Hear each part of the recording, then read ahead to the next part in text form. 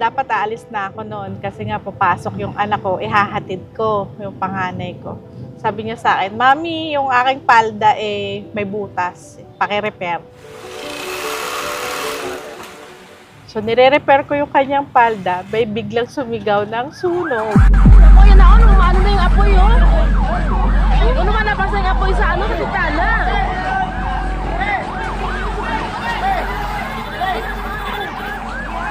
Malaki na yung sunog dito guys sa Parola guys, sa area 48. Gate 48 guys.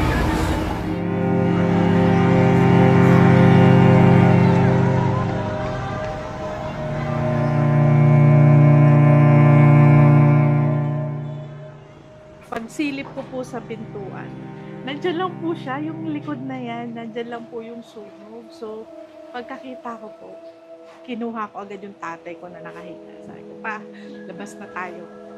Tapos, saglit. Paglabas namin, tinawag ko lang yung mga anak ko. Tapos, malis na kami.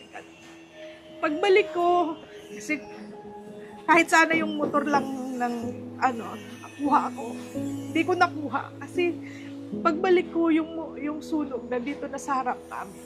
Kaya, Wala talaga kayo nailigtas. Wala po. Yung mga anak ko lang at yung tatay ko talaga yung nabit-bit ko. Siyempre po, natakot po ako nung una kasi po, yung mga panggamit ko po sa school kasi, yung mga papers ko po, yung mga certificates ko po, yung mga medals ko po. Tapos, yung dito po kasi lumakas sila mama po. Kaya, yung mga ano rin po nila, mga memories din po nila, parang nawala na rin po.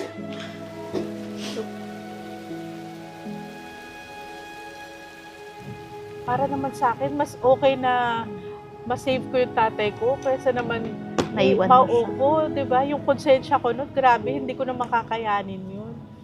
Sabi ko nga, kaya naman nating ipundar uli yung mga bagay na nasa atin lang. Kaysa naman yung family natin, yung mawala sa Mawawala. hindi magandang pangyayari.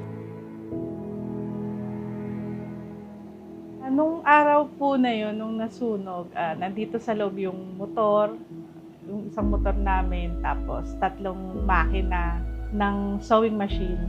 Tapos po yung, at that time, meron pong 14 na rolls ng tela. Kasama po yun sa nasunog lahat.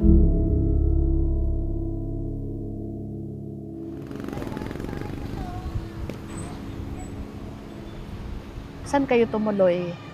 Sa evacuation center po, dyan sa May Delpat. Doon po, meron kaming tent, yung square lang na doon po.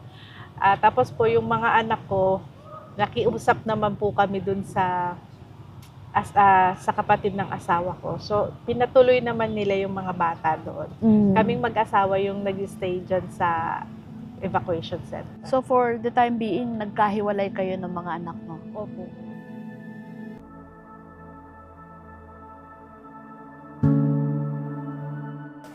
Ate Roxanne, kumusta kayo ngayon?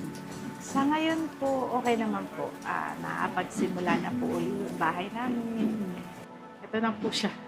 Ganito na po itsura niya sa ngayon. Paano kayo umaagapay ngayon?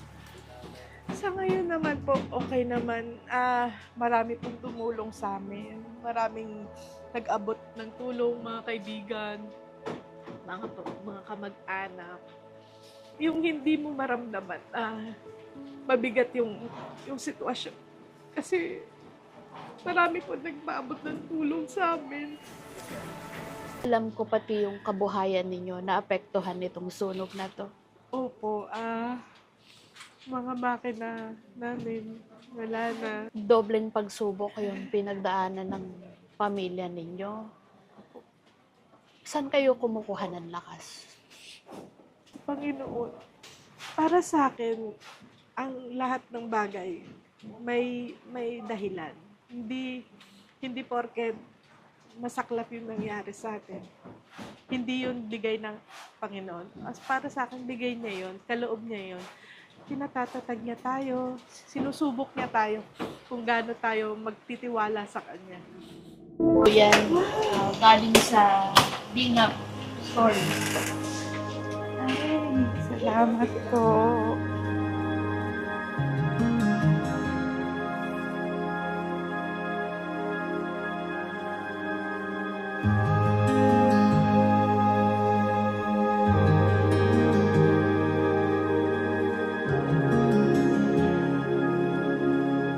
Thank you po.